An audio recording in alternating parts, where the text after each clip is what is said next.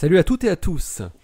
Des études sur les catalogues d'exoplanètes suggéraient que les rayons planétaires augmentent avec la masse de leur étoile, pour des tailles de planètes inférieures à 6 rayons terrestres et des masses d'étoiles inférieures à une masse solaire. Des astronomes suisses, américains et israéliens ont voulu savoir ce qui se cache derrière cette corrélation entre taille de planète et masse de l'étoile. Ils publient leurs résultats dans Astronomy and Astrophysics.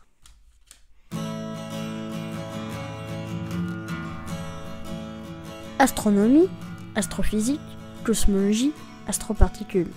Ça se passe là-haut, par Eric Simon. Est-ce que la relation déduite de la taille planétaire et de la masse de l'étoile haute peut être expliquée par une masse planétaire plus élevée des planètes orbitant autour d'étoiles de masse plus élevée, ou bien une inflation du rayon planétaire due à la différence d'irradiation stellaire, ou bien encore des compositions et structures planétaires différentes?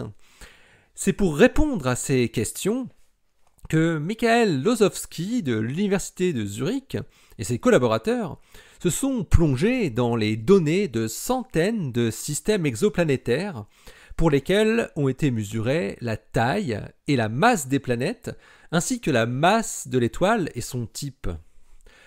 Ils se sont focalisés sur des étoiles de type G, donc un type comme le Soleil, et K, un peu plus froide et moins massive.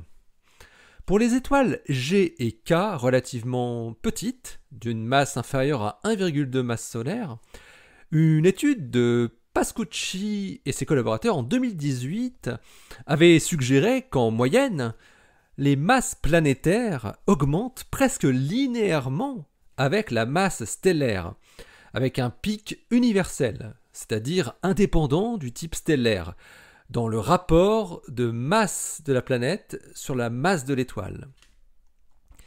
Alors après analyse statistique, Losowski et ses collaborateurs peuvent confirmer que les étoiles plus massives accueillent bien des planètes plus grandes et plus massives.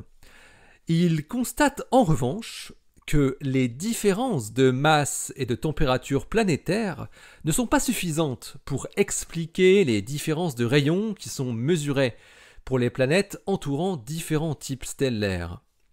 Comme ils ne trouvent pas de corrélation entre les rayons planétaires et les températures d'équilibre, ils rejettent le rôle que pourrait avoir l'inflation thermique dans les tendances qui sont observées.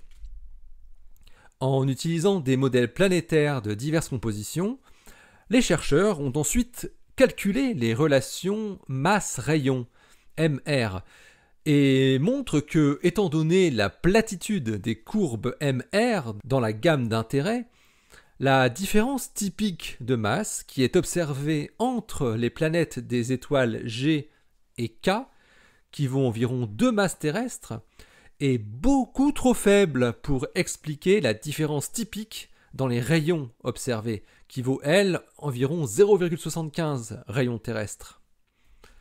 En revanche, pour eux, la variation de la fraction massique d'hydrogène et d'hélium peut facilement expliquer la gamme des rayons planétaires et la différence observée entre les systèmes d'étoiles de type G et K. Les planètes d'une étoile G seraient simplement plus riches en substances volatiles que les planètes d'une étoile de type K.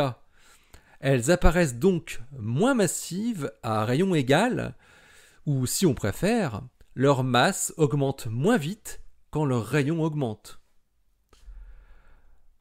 Les auteurs concluent que les planètes autour d'étoiles plus massives contiennent de plus grandes quantités d'hydrogène et d'hélium.